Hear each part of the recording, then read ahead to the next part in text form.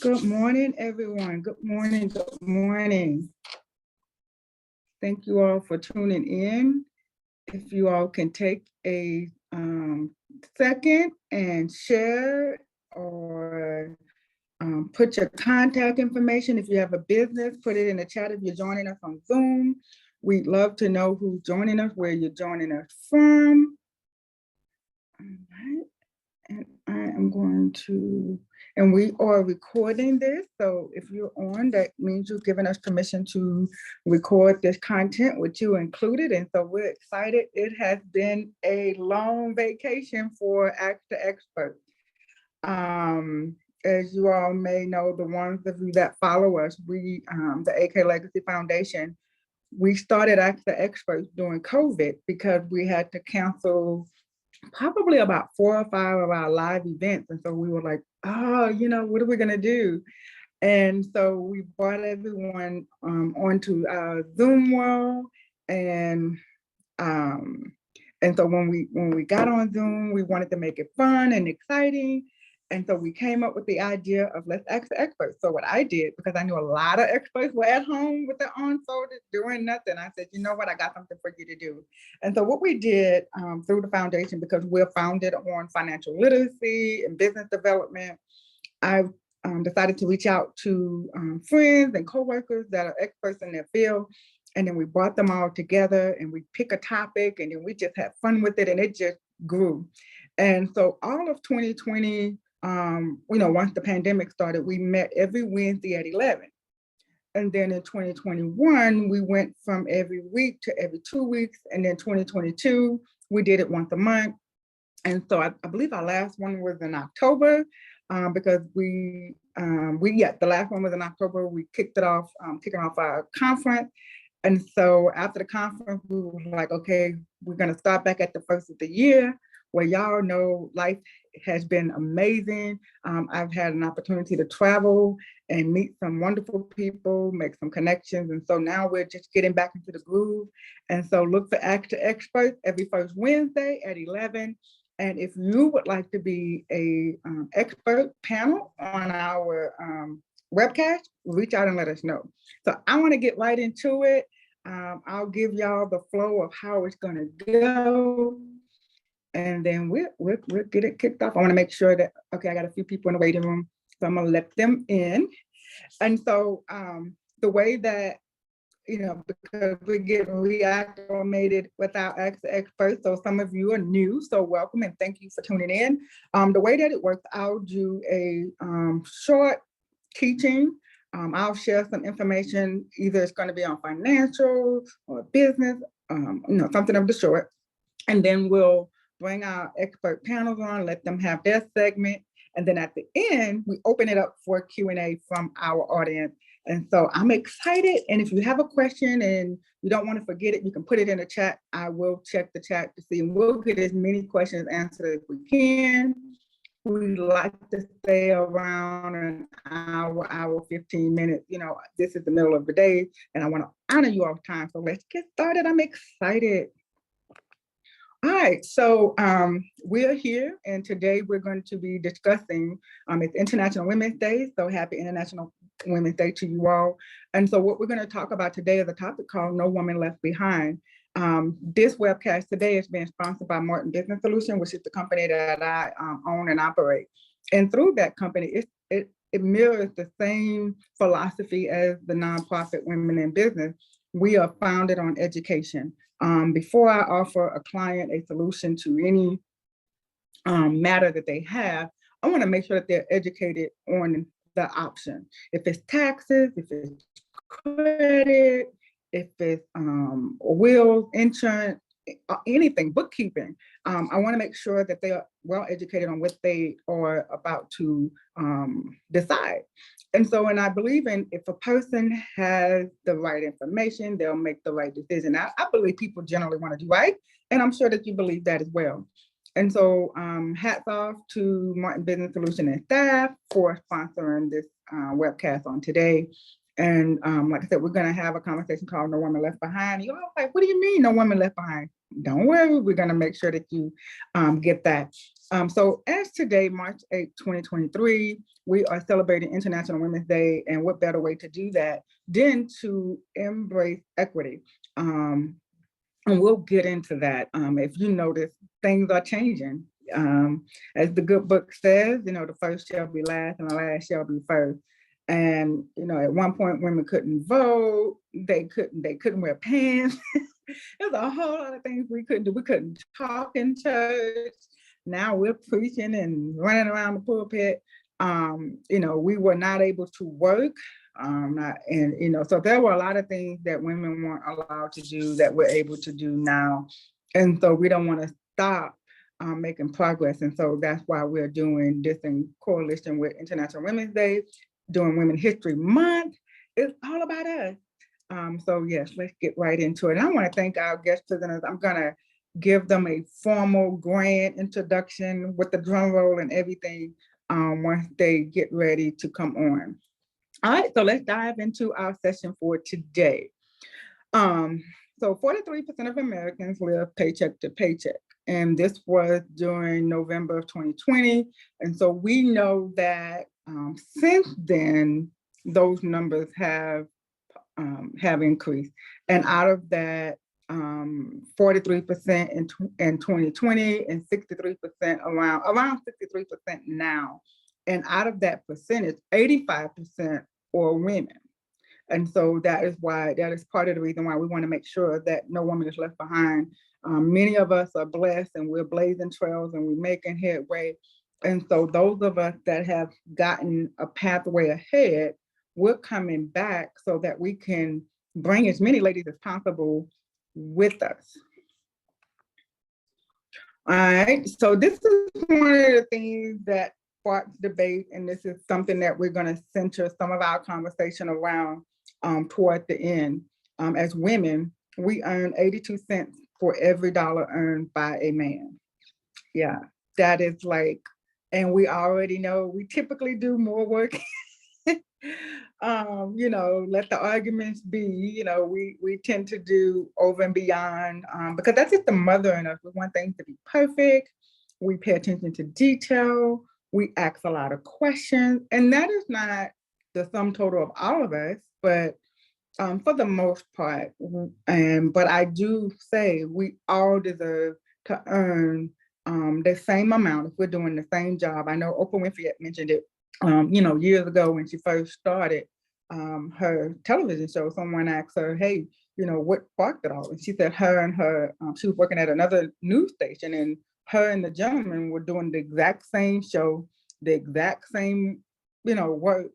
And he was making, I believe it was about $20,000 more than her. And she said when she asked her boss about it, he told her that, that pretty much that's just the way it is. You're a woman, he's a man, and so she did something about it. And if you don't know who Oprah Winfrey is, you've been under a rock. So not only did she do something about it, I'm sure she's making more, more than the guy that was making more than her at that time. So we want to make sure that we educate women and put them in a position to where they are earning the same. Is it because of lack of education? Is it credentials? Is it time? Is it time freedom? What is it that will help us to be in the same position to earn the same? And so part of the AK Legacy Foundation Women-N-Business, that's what we do. Our mission is to make sure that we help women to develop their businesses, whether it's a startup or if they've been in business a while. We want to help you achieve, 100%. All right, so some little fun facts about women. And I'm sure these numbers have increased. These numbers were taken March of 2019. It says serve as the primary breadwinners in 40% of households. We own 30% of private businesses. Now that is something that that's just I'm on a crusade for that. We want to put more women in entrepreneurship and in business ownership. And we'll need your help to get that done. I'm just making sure I don't have anybody in the waiting room. We hold 52% of management, professional, and related positions. So we are bossy.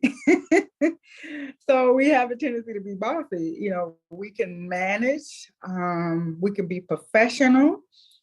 We know how to handle logistics. Because think about it, being a stay-at-home mom, that is a job as well. Hats off to any stay-at-home moms that are tuning in. Navigating a household and schedule, and so that just carries over into our workplace. I mean, we just have it's in us. It's the way our brains function. We were at a conference not too long ago at WealthWave up in Georgia, and the great Kim Gula and Sharon Letcher, which I'm going to tell you a little bit about the book that they're going to have coming out. But Sharon gave an example of how our brains work. You know, we're like, yeah, we can handle it all. Men are like straightforward. Think about it. When we go shopping, we got to go in 10 stores, check 12 hours, and then go back to the first store to buy the same pair of shoes that we saw in 4 other stores. You know, we just all over the place. A man will pull up in the parking lot, walk in, get the shoes. He's not even trying them on. He's checking out and he's out. You know, that's typically how it goes. So we can navigate and we can handle logistics, and we can generally manage stress, which we shouldn't be though. I'm going to make sure that we incorporate some mental wellness in there, that we shouldn't take on, you know, overburden ourselves. But that's just, you know, how most of us are made up. And we earn 57% of college degrees. Let that sink in. We're some smart people. All right, but over a lifetime, women will earn $456,000 less money. We will have 12 fewer years in the workforce, and that's going to give us a lower earnings over a lifetime, which means that equals to, when it comes to Social Security or other retirement benefits or pension, we will have less earnings to draw from because we're working less. And that's typically because we are the caregivers to the children, caregivers to aging parents. We have to take time off if we're going through maternity or any other women's issue. We have more time off. We are usually the one, if the children are having something at school, where we'll take off while the male counterpart will stay working. And that's not an indictment. That's just been the way that it has been, and the numbers don't lie. So the facts are that we take off more. We have a tendency to pour into others more, and we'll sacrifice our income so that we can be present. And what that correlates to is when it's time for us to retire, we have less to retire with. But here's some good news, and why I need you all to get on this crusade with us is by 2030, women are expected to control $30 trillion of the financial access in the US. 30 trillion. That's a lot of money. And we want to make sure that we're educated so that we can make smart decisions, and that we know where to put the money or how to manage it, how to invest it, how to save it, how to spend it, how to budget it, because it's coming. And if you notice the trend, women are doing more and getting more engaged and taking more of the C-suite position.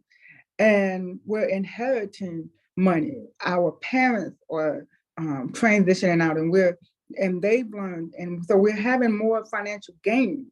And we're not in a position, this is going to be total chaos by 2030, or it can be total bliss. If we can educate enough women about how to make smart money decisions, this is just going to be awesome.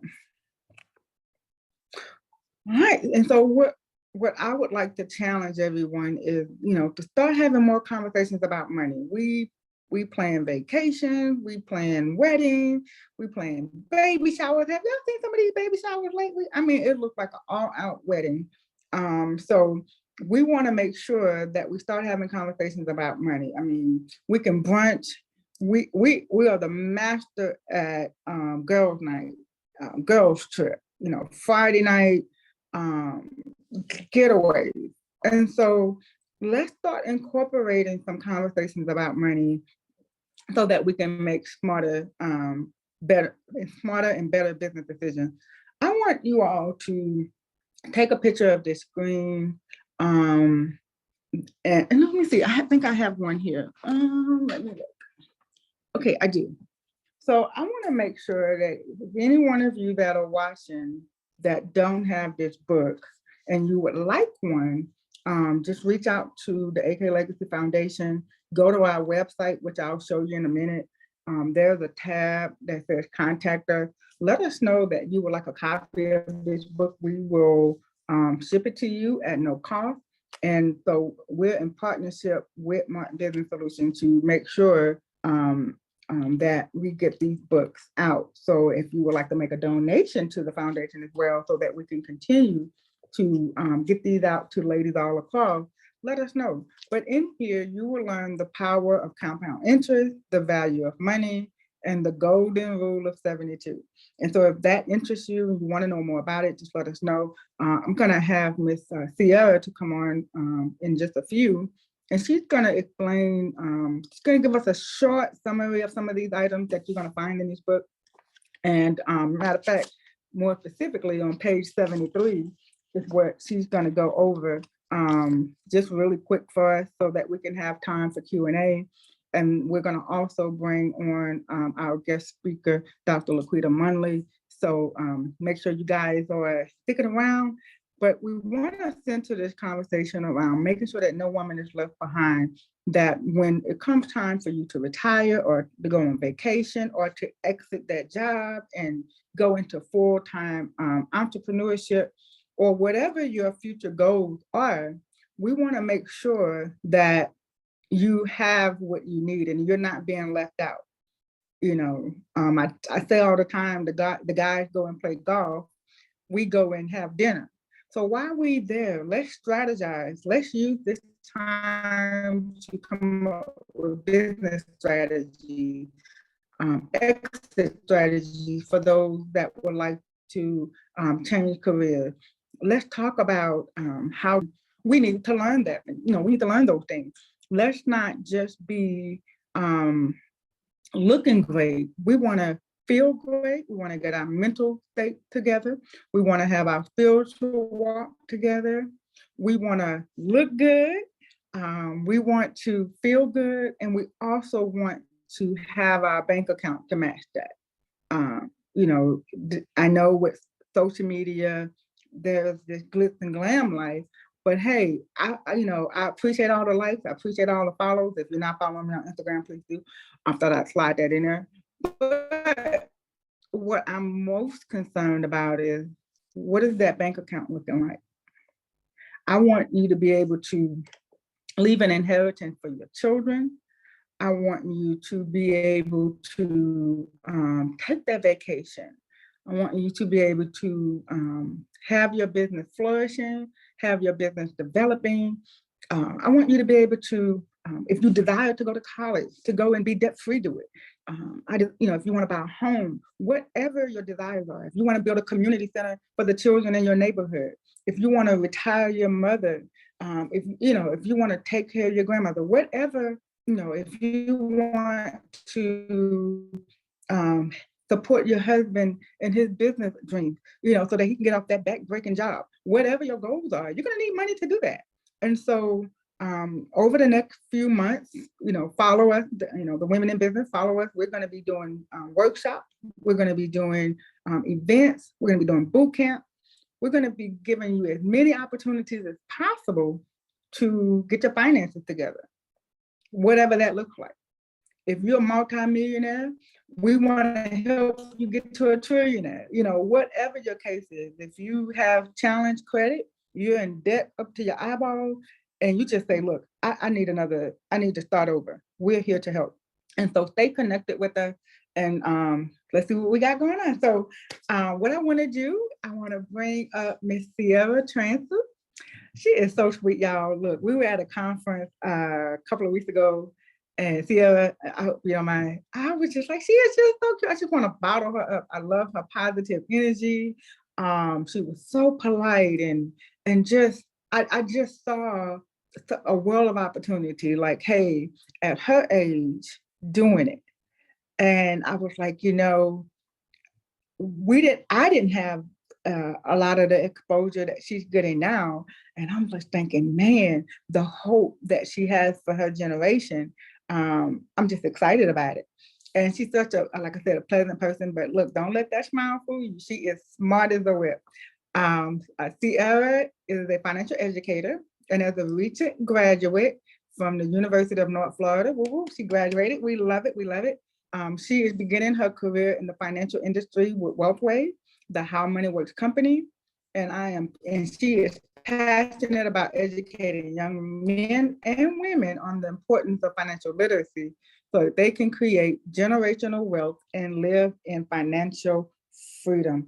Let me bring her up to the main screen.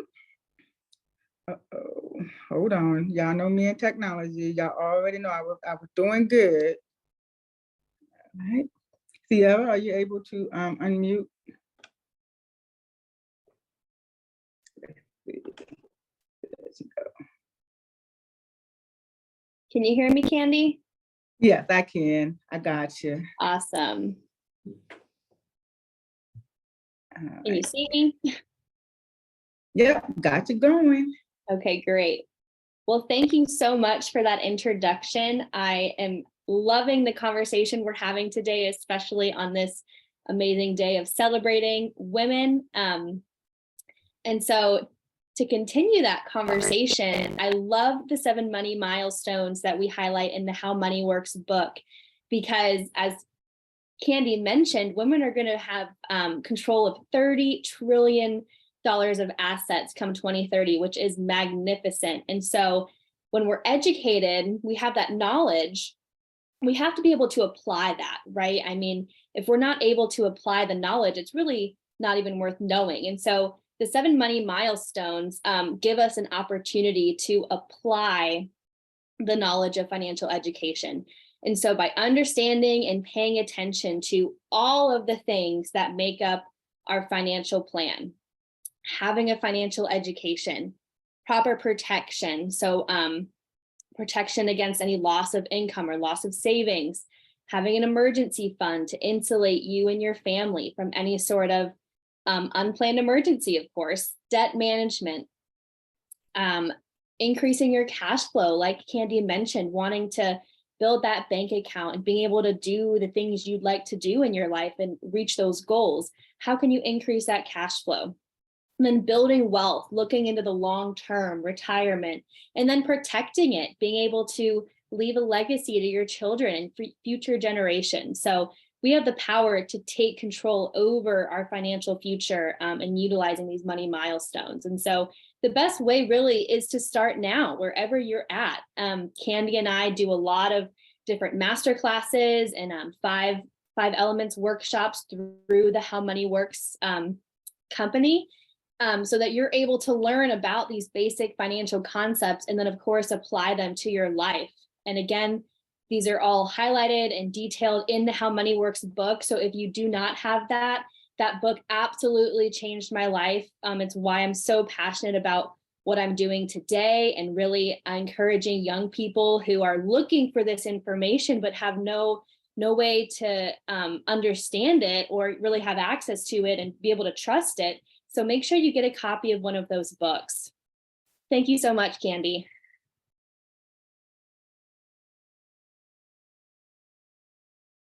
Oh no, thank you. And don't go anywhere, Sierra. I got a few questions for you. Okay. So one of the things that you mentioned when you went over the, I know we're going to kind of get into this where we some questions or things. One of the things that I want to ask right now, because I don't want to wait, is a lot of times on number 7, where it says create a will and guard your legacy.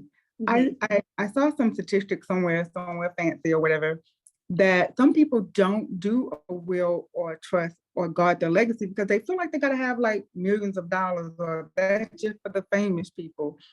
They don't consider a will or a trust, you know, just for the 9 to 5 working at a retail store. What are your thoughts on that? My thoughts on that are there's still a lot of things in your life that you probably want your family to specifically have, or maybe you have a special memory, special items that you want specific maybe children or people in your life to receive when you pass away. And being able to create a will is really important for that. Like my dad passed away a few years ago, and he didn't have a will or anything. And so, we kind of divvied up the things based off what were important to us, but I would have loved to be able to know what was important to him. And, he worked a 9-to-5 job. It wasn't anything crazy either, but then you also, through a trust, can avoid probate, which can just be a really difficult process, especially when your family's grieving the loss of their mother, a daughter, they're great, like this amazing person in their life. And then also having to consider the financial aspect of it. Having a trust or a will of some sort can really ease that burden as they're grieving and figuring out how to do life without you. Yeah, that's great. And I'm glad you ended on that. Doing life without you should be a time where a person can grieve and they can, get the help that they need and the support that they need without having to wonder who gets the dresser. Who gets the house, or no, that's the favorite shirt I wanted. And so now the focus is taken away from healing and grieving to dividing up of doing business. They're having to do business over your business versus you taking care of it. So thank you so much, Sierra, and stick around. And we're gonna have you on our Q&A panel. So thank you so much for that. Thank you. Thank you, Candy. All right, y'all. So we're gonna keep this thing going. I am going to bring up Dr. LaQuita Monley. We're not even gonna get started on how we met. We'll be here all day and our history. I'm just so excited about our future together. But let me read her bio. Dr. LaQuita Monley, she's a global coach, a devoted wife, a proud Army wife. We thank her for her service as well. A lot of times, we forget about the spouses. So thank you for your service as well. She's a mother of 5, a grandmother of 5. She also operates in a purpose and expertise as a transformational coach. She's a mentor and international speaker. Welcome to International Women's Day. That solidifies our program for today. We have an international speaker on here. LaQuita's mantle is to charge others with the task of progressing into the best version of themselves. As a certified speaker, coach, trainer, and facilitator, LaQuita seamlessly shifts from ministry to the marketplace for transformative messages on mindset and leadership that produce real life growth strategy. I love that last part, real life strategy, real life. And at the bottom of the screen, she already knows, she reads my mind, she knows why I'm saying that. So at the bottom of the screen, you'll see her website, LaQuitaMonley.com. And so I gave LaQuita a task to do for us today, and I'm giving her free rein to do so because I know her heart and her mission is to see us all win and to see us all succeed. And so LaQuita is going to come on and give us the charge. We talked a little bit about getting financial literate, having some conversations. We plan for everything. Let's plan our finances. Let's have some dialogue.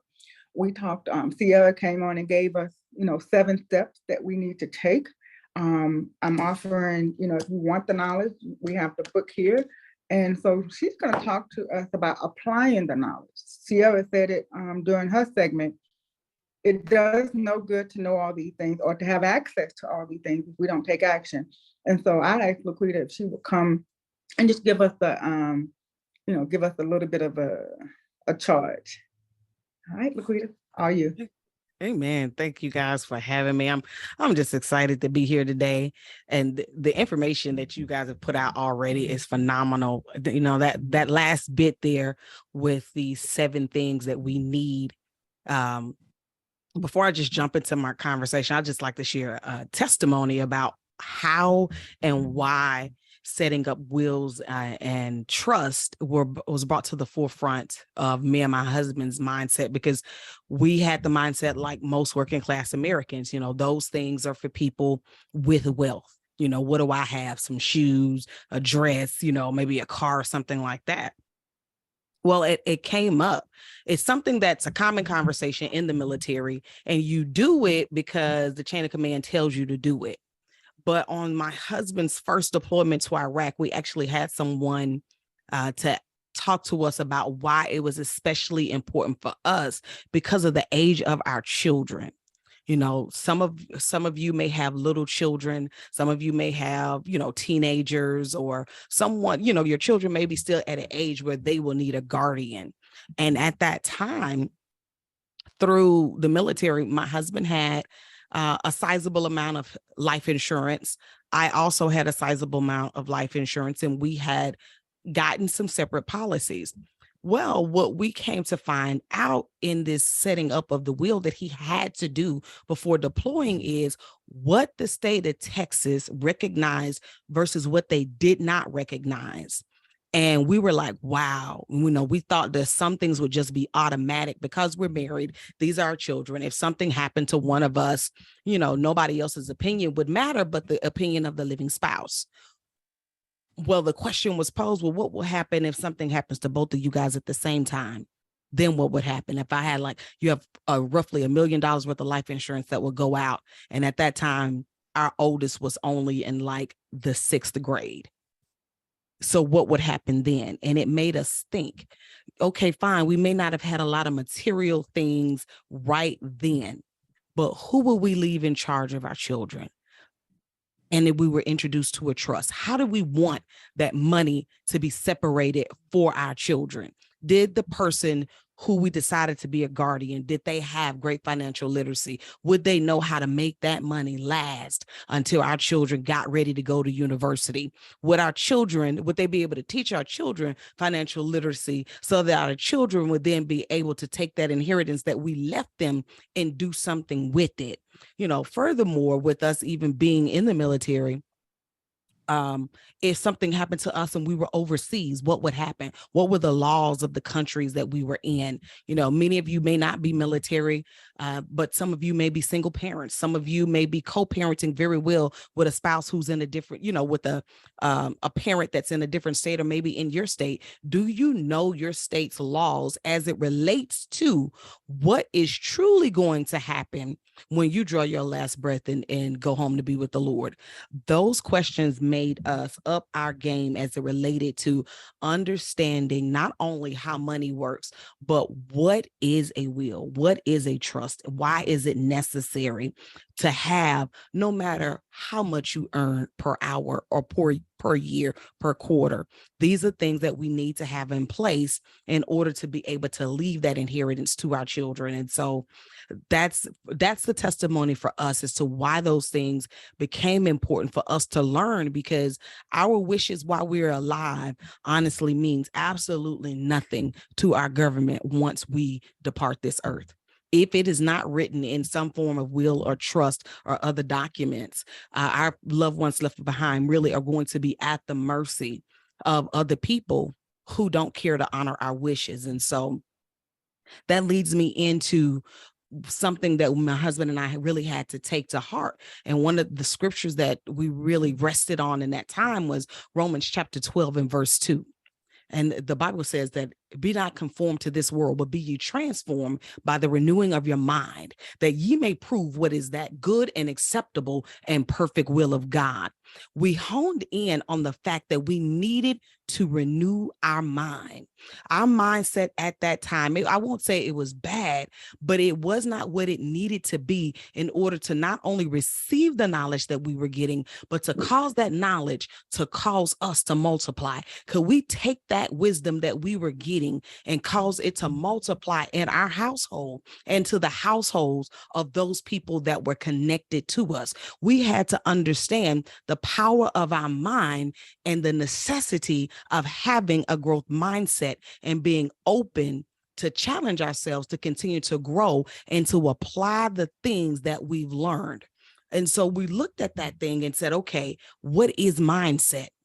By definition, mindset is a state of assumptions, methods, or notions held by one or more people or groups of people, that pattern of thoughts that we have based upon a person's worldview or philosophy. We had to agree to change the way that we think, people. Women of God, we had to agree to change the way that we think. And in that time of learning how to change the way that we think, we had to understand that different is different, not necessarily wrong.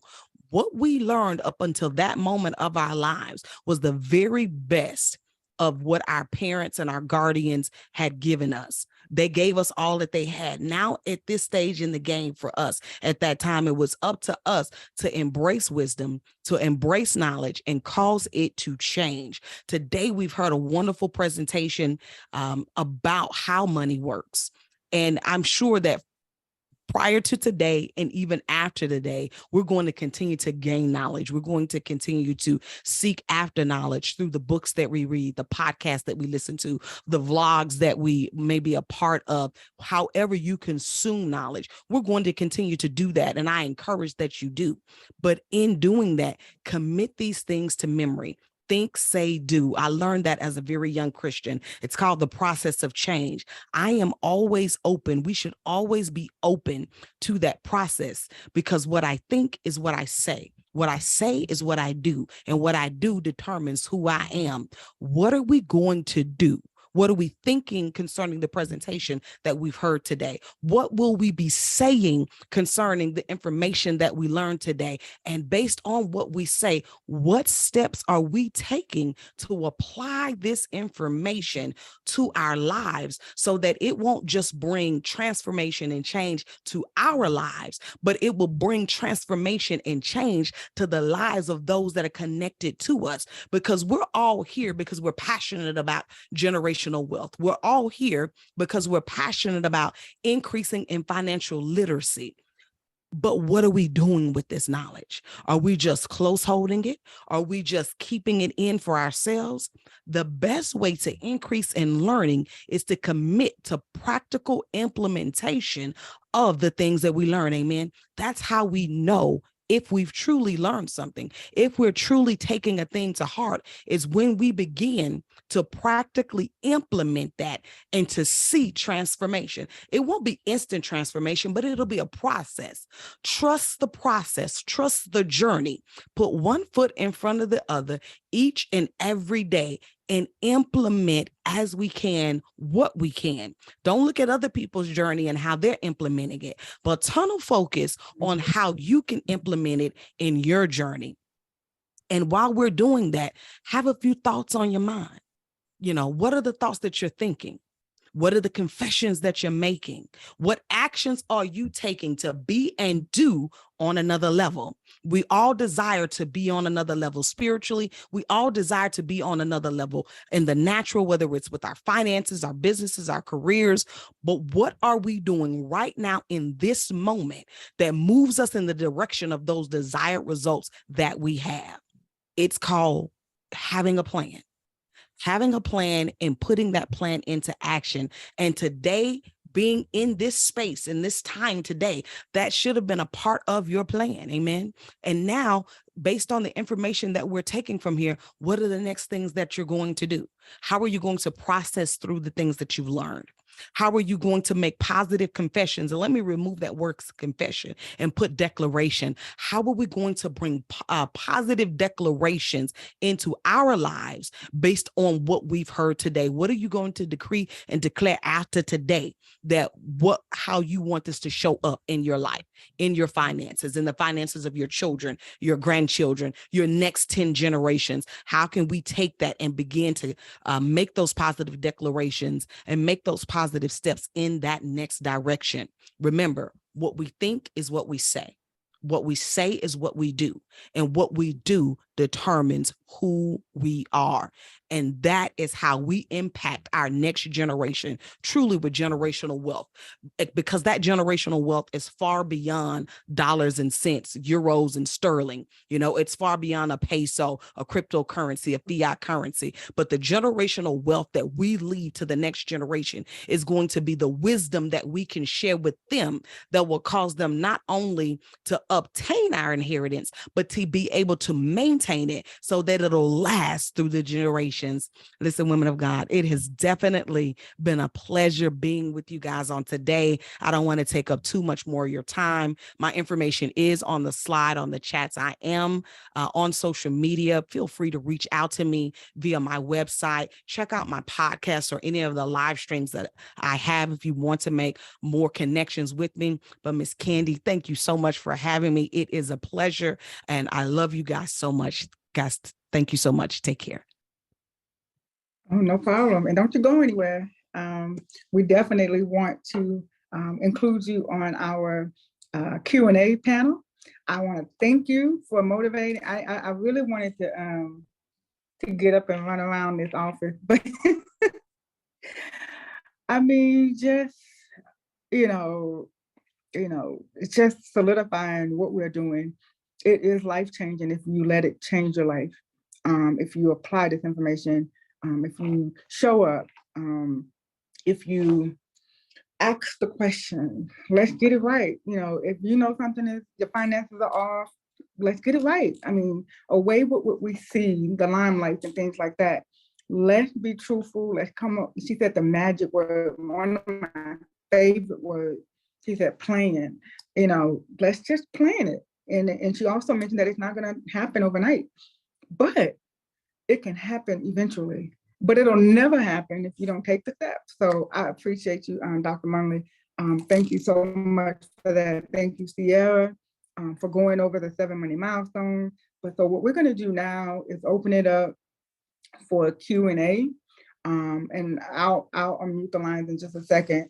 And I just want to mention again, thanks to the AK Legacy Foundation, Women-N-Business, to all of our VIP members that are on, those of you that's going to watch it later, make sure that you connect with us. Go to our website, browse around. We have events. We have our book club. We have international award-winning author Kitty Arsenault on with us. We just reviewed her book on Sunday. And so if you want to find out more about her book and how her Roof Ready and Business book, we're using that to impact and to help. You can find more information on our website about that.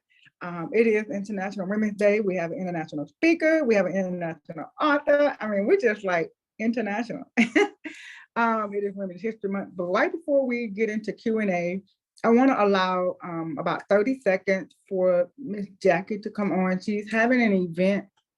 Let me go down. I have to unmute her. She's having an event on March 22nd in honor of Women's History Month. And I'm going to let her tell us a little bit about it. Okay, here she is. All right. Let me bring her up. All right, Miss Jackie. Hello, how is everybody? We're good. Thank you very much for all the wonderful information. And as Candy said, the organization that I have is called Women in Entrepreneurship, Women in Network. And basically we have a monthly lunch and learn. And coincidentally, this month's lunch and learn is on March the 22nd, and it is How Money Works.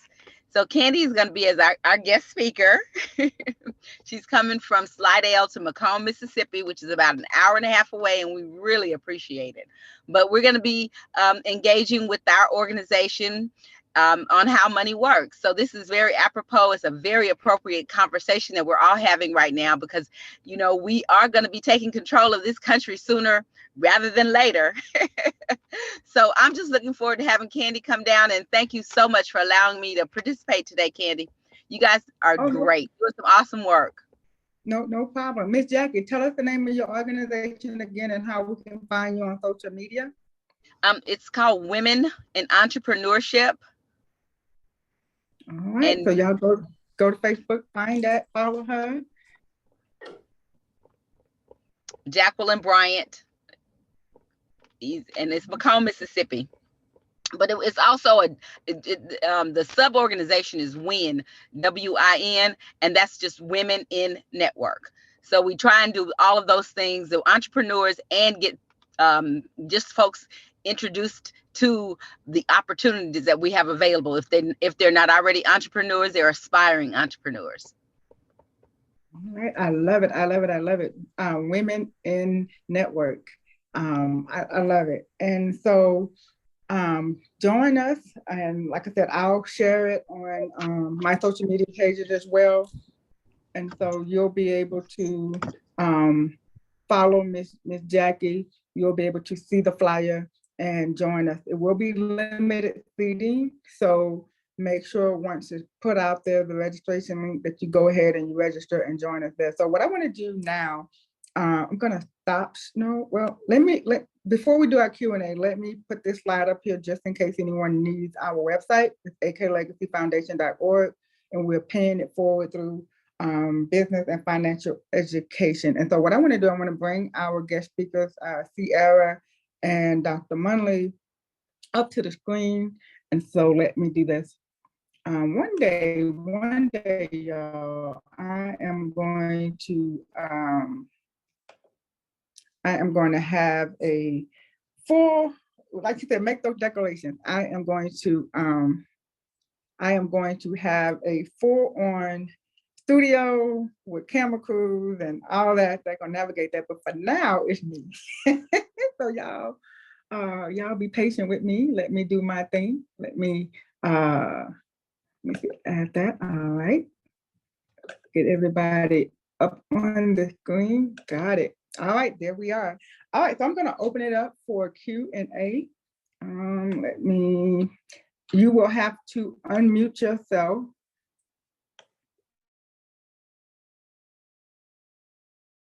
Got to unmute myself.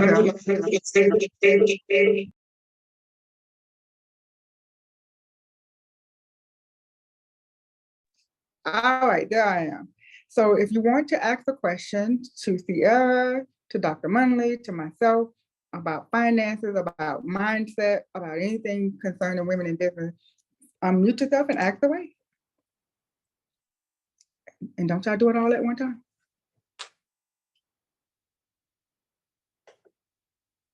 All right, let's see, somebody. Let me check the chat too real quick.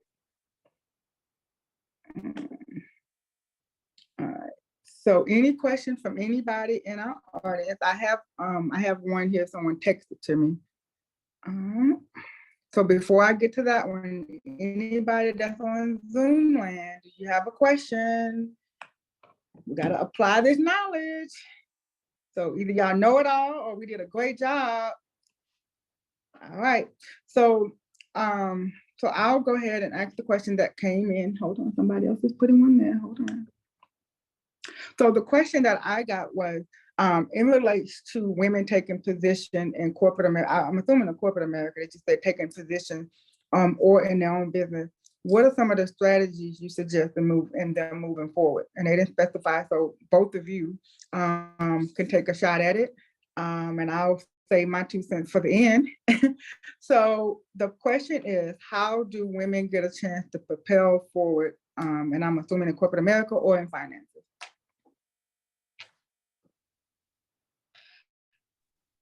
I guess I'll start. The start is having that desire to do it. You know, there's so many obstacles in the way. Don't focus on the obstacles, but focus on the solution. Be solution result oriented and solution driven. It doesn't take a rocket scientist to point out problems.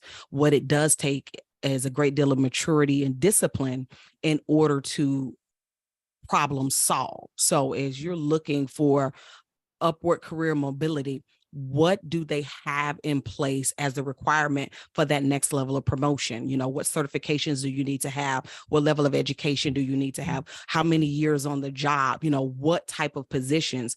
Don't look down on lateral moves. Lateral moves oftentimes give us more responsibility to build a resume so that when we then take that vertical move, we're fully equipped. And you have to go into that space and own it.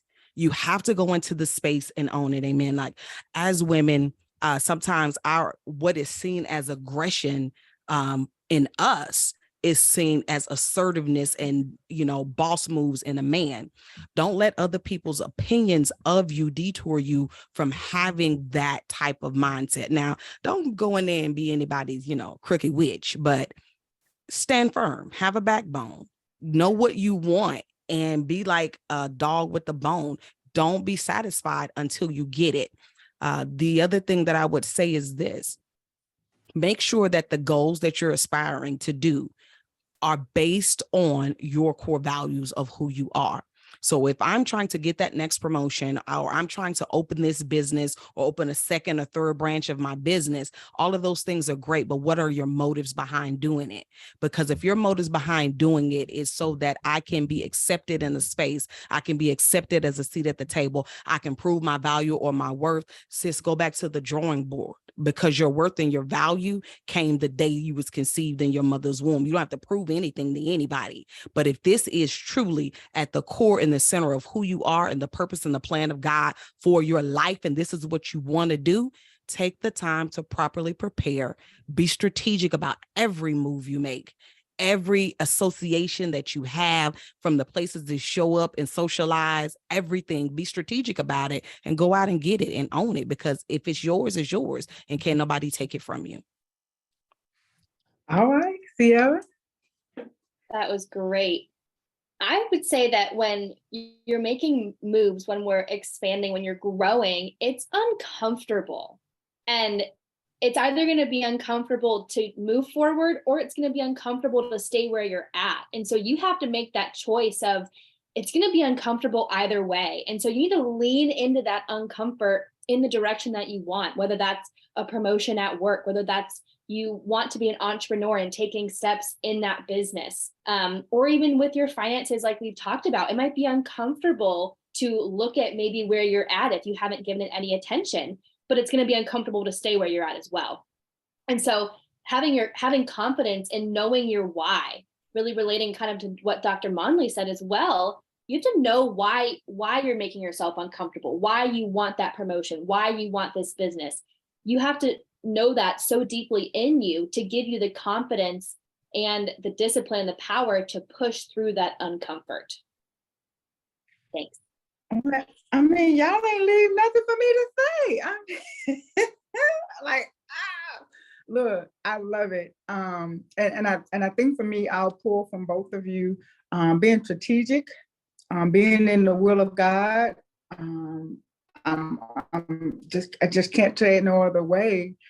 Sometimes we want to know what's the next step, but we haven't consulted him to find out what he wants our next step to be. So I'll start there. Following up with Sierra, look, if I'm going to feel bad, a couple of million in the bank, help me feel a little bit better. So if I'm going to be stuck and uncomfortable, I don't want it to be because of the opinions of others. I talked with a young lady, I believe she's on here. I gave her an example that, when somebody's famous, like a big celebrity, you think of a big celebrity that they have a record company, they have a clothing line, they have perfume, they have TV ads, they have speaking engagement, they have all of those things. And they'll say, oh, that's so great. She's doing so well. He's doing so great. I love it. But because I make cookies, but then I want to do t-shirts. Oh, I'm really good at talking to people, I want to give singing lessons. And someone says, well, why are you going to do all that? You stick to one thing and do that well. And that's true. You do need to master the thing that you do, and you do need to be consistent. I'm not taking away from that. But don't ever feel like you got to be in this box and do this for the next 40 years. Take a chance, learn some new things. A lot of times what we do is not really what we're going to be doing anyway. That is just to get us to the next step. And if you're not trying things or getting out, meeting people, as Miss Jackie talked about, women in network, getting out, being social, getting on podcasts like this, going on YouTube, just doing different different things, trying things differently. I know there's a couple of people on here, they really think outside of the box, and I love that. I embrace that, because that is really the only way you're going to move forward. So when you're thinking about how can I get to the next level, it may not be the answer that you think of. It may be something that's going to be uncomfortable. You may need to come up with a strategy, and you may just have to try something. And don't worry about, oh, I've been selling cookies for the last 10 years. Now I'm going to start selling t-shirts. What are people going to think? No, I want the people that's going to pay for my product, or the people that are going to give me information, people that are going to challenge me. You got to get out of your own way. And so for me, the answer would be take the next step and just do it. I mean, like Sierra said, you're going to be uncomfortable sitting there saying, I should have, I wish I could have, or I'd rather say, girl, I tried it and it didn't work. And, that makes a better conversation, laughing about what happened. That's a better conversation.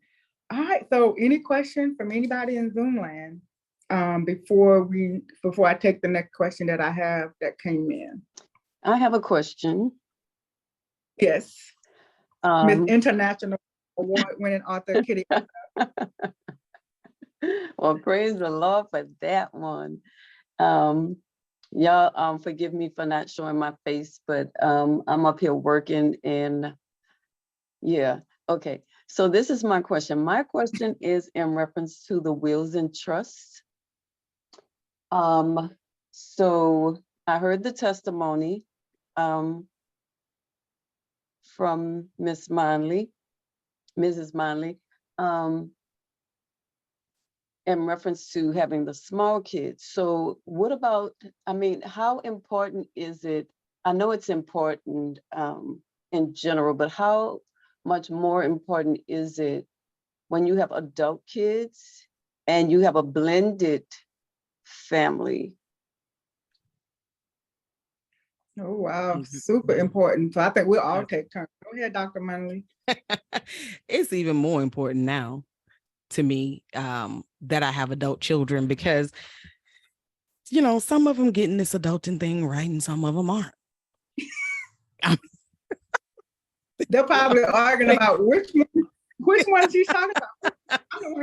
That's not just honest. Some of them would like, you know what, baby, you're doing great. And the other ones, and it's funny because during the pandemic, during the initial lockdown, my husband and I had the conversation with our sons, because we have 4 boys and 1 girl, and my daughter's still finding her way, praise God. And so we made some adjustments to our trust, because she's like, where they are right now, we know who would be more responsible.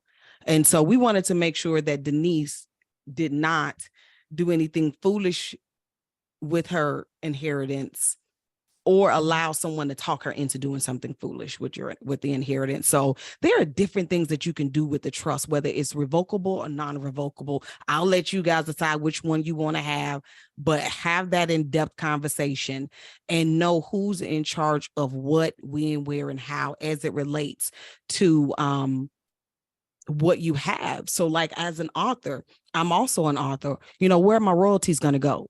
Because by God's grace, my books are going to keep selling even after I'm gone. How do I want that set up? How do I want my grandchildren to inherit after the fact so that they don't have to wait on their parents to make a move? We're also real estate investors. So as we're acquiring properties, some of our properties, the trust is the beneficiary of some of the policies that we have for the businesses, so that when it comes time to the children to take over, if they want to exit quick, there's some value and there's some money there to liquidate and go forth and sell that business, get that business ready to be sold. You know what I'm saying? So a trust is something that, quite frankly, I don't care how much money you have or don't have, you want to do that. You want to do that to keep the government as much as possible out of your business, and to have someone in place if you know that your loved ones are just not yet at a maturity level where if you're not here to move these pieces, somebody can help them move those pieces until they get to a place where they can move it for themselves. And what you can put in the trust is a lot It's a lot more than what you think. I don't care what you have, your cars, your jewelry, again, as fellow authors, the royalties, and that especially if you've written more than one book, do you want all of it coming to one place? Probably not.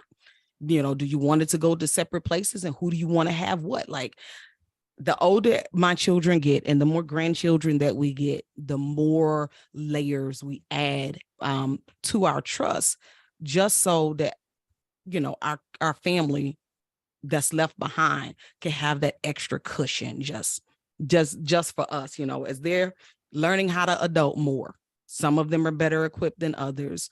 And this is the things that we want to have happen. And we had to have that family conversation and be honest with my daughter. You can't make a decision without your brothers.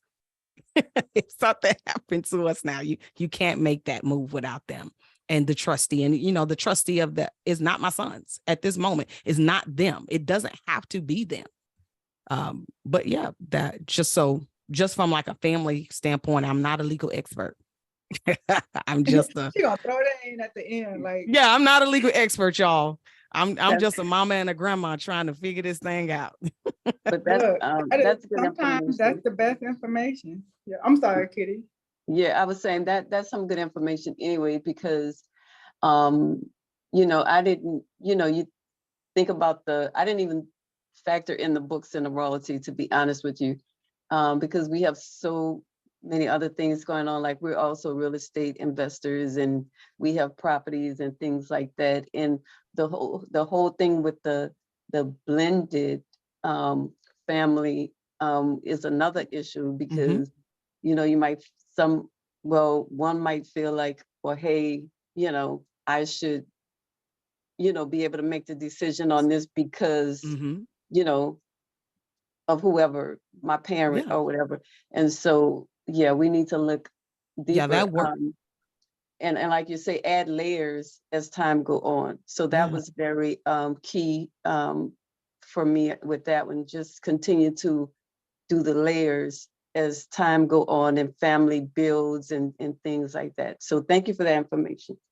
No problem. All right, Sierra, our money milestone expert. Being kind of that adult child right now of a blended family, I actually was just having this conversation with my mom and stepdad yesterday, kind of about what does your trust look like? Because my stepdad is a huge real estate investor, and, kind of talking about their retirement and things along those lines. But I know in my family, I'm the middle of the three of us, and my younger sister, she's still finding her way. She's 19, right? And so then there's me, and then I have a year older stepsister. And I tell you, if something happened to both of them right now, and they did not have a trust, I would be very fearful about the conversations and the angst, and just, I think it would truly tear the three of us apart, trying to figure out how to manage all of that, knowing that, Jenna is the only daughter of my stepdad, and then there's my sister and I, and just kind of the way that all of that works, right? There's just so many more dynamics with a blended family. And so you being able to sort that out before it would even get out of hand, I think is extraordinarily helpful for the kids, but then also the grandkids. And then just, again, that legacy piece of being able to seamlessly, add those layers in and, really choose what you want to happen and really orchestrate that well, that a trust would come in great handy, especially with the adult children. Yeah, I mean, even at the beginning of this conversation, it has gravitated to wills and trust. So I'm going to take the liberty of thinking that I want everyone, one of our charges, like Dr. Monley said, we heard all this information. What are we going to do with it? Sierra has given you the perspective from the adult child. Dr. Monley has given it to you as a parent, grandparent, and she's a great looking grandmother too, by the way. Let's clap it up for her. Let's clap it up for her. Oh, 5. Oh my goodness. My little Patuta, she's 2. She'll be 3 this month. And 5 of her, yes, Lord, Jesus, we hats off to you. But I at one of my former churches before I moved to Louisiana, one of my churches in Mississippi, I worked with the hospitality ministry, and one of the main things we did was we assisted the family during times of funerals and bereavement. Y'all, you want to see some drama? Forget the soap opera. You wait till someone gets married or wait till someone transitions. And during those times when there aren't any plans in place, having those pre-conversations, you're leaving it up to people who are hurt, first of all. They're confused, they're not thinking straight, there's so much going on. And then you factor in undealt with matters. And now you're going to factor in business because you got accounts, you have bank accounts. I don't care if you got $100 in there. Do you want the bank to just keep it, or do you want somebody else to have it? You have property, you have cars, you have clothes. I've seen family argue about pictures, photo album. Who gets the photo album? Something that you may think, okay, I don't have $1 million bank account, but some things are priceless. Photo albums and things like that, and clothes and family jewelry. And a lot of times people, like Dr. Monley said, they just assume, if something happens to the husband, the wife gets it. That's not always the case, or if I'm a single mother and I got one child, whatever happens to me, my child will get it. All of that is assumption. Sit down with a financial advisor, a tax professional, at this point, a pastor or somebody. I want you to start asking the questions. Let them guide you to somebody that can help you make an educated decision. And quit thinking that you have to have mountains of money. And think about all the people, the famous people like Prince, Aretha. They had mountains of money and didn't have a will. And it's not just good to have a will, you got to also have a trust. I think I want to say maybe with Chadwick, the Black Panther, he had a will, but not a trust. So some of that, the wife didn't get everything that was in it because a will can be contested. A trust cannot, so you got to make sure that, all your I's are dotted, all your T's are crossed. And, and sometimes we just got to have those hard conversations that we don't want to have. And in various cultures deal with it various different ways. Or for women, I'm leaving that to my husband to take care of, or my dad always did that, or whatever. We have got to have those conversations about money and making sure that our affairs are in order. And and be petty about it. Like in my will, I don't want to be, don't put me no flowers. I don't want a flower dress on. I didn't wear flower dresses when I was here. Don't be putting me, put me in a power suit or something, I don't know. Be very detailed is all. You plan them out real quick. My husband, look, Dr. Monley, my husband, somebody had, I don't know if it was a football jersey or something. And no, he's a diehard Cowboy fan. So I'm thinking, hey, you want to be in? He said, you better not put me in no jersey. I was like, well, I see, my thought process would have been, he's a diehard and we're going to have everybody wear blue. And he was like, don't do that to me. He said, don't do that to me. But if we don't have no. I'm so glad you said that, because it was with as many, unfortunately, as long as Ben was in the military, and Monique could probably speak to this as well, we've attended more funerals to last us a lifetime. And we decided, watching the families go through that process, what a lot of people don't realize until it happens is that life insurance money doesn't kick in that day, but the funeral home has a handout. So, and we watched it happen to far too many people. So we decided that we don't want to be buried. Don't bury me. Don't put me away nice, because that's not for me. That's for you. I'm dead. And you don't have to share my opinion, but we've done all of these things and purchased these policies so that our families could live comfortably after we're gone. So don't go dump $20,000-$30,000 into something that I will never see. Cremate me, put me in the cheapest urn possible. And this is for me and my husband, because we don't live in our home state. So we're not, we had that conversation already. Our family back in Macomb would want us to come back to Macomb and Summit to be buried. Well, my children live in Texas. So what's the decision? I got you. We're not going to have that argument. I'm going to be Right. cremated so nobody can argue about who going to come cry at my headstone where.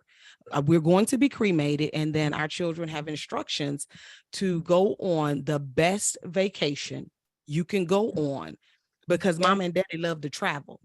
And these are our favorite destinations. If you want to do something like, spread my ashes somewhere along the route, please and thank you. Yeah, take me to the Maldives. That the moment I drew my last breath, I was with Jesus, baby. If you want to have the little service where my body is still there and, they wheel me on out of the casket and into the hearse to the crematorium, do that. Mourn. We got you, but don't keep me in nothing around your neck, on your coffee table, and nothing like that, because mama's not there. And if something show up to you talking about they is mama, cast that devil out, because that is not me. But that money is meant for the wealth of my family. Don't throw all that money away for no funeral. That's crazy. But again, that's just the Monleys. That's what the Monleys have decided, and it is written in our will, and we tell it to our extended family all the time in hopes to minimize any confusion that might happen at that time. So yeah, because it's for us, it's just best. We won't minimize all of it, but those are the plans that we put in place ahead of time to try and help our children and our grandchildren during that time. Right. Sierra, I have a question for you. Okay. And it's kind of shifting a little bit back to the part of the 7 money milestone. Which one of those you think people have the most challenge with? I mean, we got the budget, we got earning income. If a person is going to go through the 7, and let's say all of them are important, and so I get this question all the time: which one should I do first? So, what is your thoughts on that? Well, I think the financial education piece really has to come first, because if you don't have the education, then you don't understand why you're doing any of the other things. And in the other pieces too, you don't have that knowledge to apply to those pieces as well, which is a huge part of, the concepts that we teach in the How Money Works book, the time value of money, compound interest, the rule of 72. Those concepts come into play in almost every piece of the money milestones. And so starting with the education, I think, is really, really important.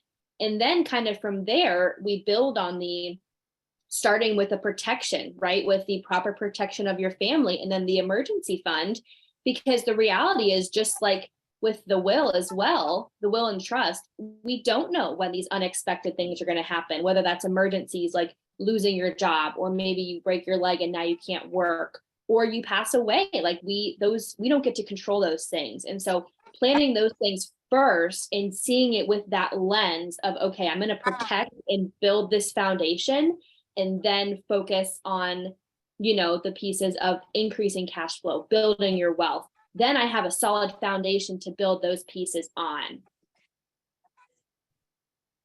Yeah, I love it. Having that education is still at the core of what we do here at the AK Legacy Foundation. Without that, we'll just be doing things that other people say we should do, or things they think we should do. Just take a few minutes, get the education, ask the question, and make the decision, like Dr. Monley said, the decision for you and your family. Yes. Everybody, sometimes we do have to borrow other people's success till we can figure out our own, but be working on, okay, let's sit down. What worked for us? What's in our budget? What worked for our culture? What worked for our family makeup? Blended families, non-blended families, single parent households, all those different things take a factor. And so what we wanted to accomplish today in No Woman Left Behind is making sure that that there are resources. There are people that are out here that are willing to work with you. I want you to follow Sierra. Sierra, yours is How Money Works by, what is the proper name of your Facebook page? Learning how money works with Sierra. Yeah. And then my Instagram is Money with Sierra. All right, so y'all go ahead and follow her. She's always sharing. Dr. Monley, you can catch her on her podcast, on Facebook, on LinkedIn is like her favorite place, I think. I see her a lot on LinkedIn. Look, the AK Legacy Foundation, we're here. Part of our community effort is to offer and provide financial literacy education. And so that if you need, and don't think that everybody has to be broke and disgusted to need, education. You can have 10 degrees, you can have millions of dollars, you can have a GED and $10, whatever, and everything in between. If there's anything that you want to know, sit down with us, let us walk. And I want to thank everybody for hopping on with us today. And I'm gonna make sure I give anybody else an opportunity to ask the last, we'll take one more question. Anybody else have a question in Zoom land before we transition out of this podcast? I don't see anything in the chat. Anybody unmuting themselves? Okay, great. I want to thank you, ladies, for taking the time out of the middle of your day. We are celebrating Women's History Month, International Women's Day. We're just celebrating being women. It's great. I mean, God just favored us and made us women. And so to all the ladies out there, if you are in entrepreneurship, thinking about it, reach out to us as well, Women in Business. We have our networking and our business development programs. Go to our website. Please, I'm going to share this replay to everyone that registered, and I'm going to also post it on social media. Please share it. And we look forward to hearing from you. Once again, thank you to our guest speakers. You guys did a phenomenal job. Thank you, Sierra. Thank you, LaQuita. Any final words from you two? I'm sorry. Let me offer you a final words. No, this was great.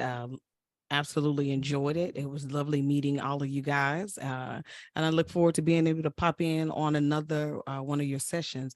I do have a question. Is Miss Jackie Bryant still on? Let's see if she is. Jackie, I'm not sure. I don't see her. Yeah. Okay. I'm asking because I'm actually going to be in Macomb tomorrow. I'm leaving here tonight, coming to Macomb for the weekend. So I wanted to try to connect with her. Okay, I'll make sure I make that happen. I'll put you two in a text. I can do that. And I'm sure she'd love to have you. She is in the process of putting together a Harmony Work Learning Center in Macomb. And I'll be going there on the 22nd to help her get that kicked off. So yes, please, by all means, go by and give her a great big hug for me. And I look forward to seeing you guys again. Sierra, thank you so much, Candy. This was so great. Thank y'all for joining. All right, you have any final words you want to add, Sierra? I don't want to leave you out.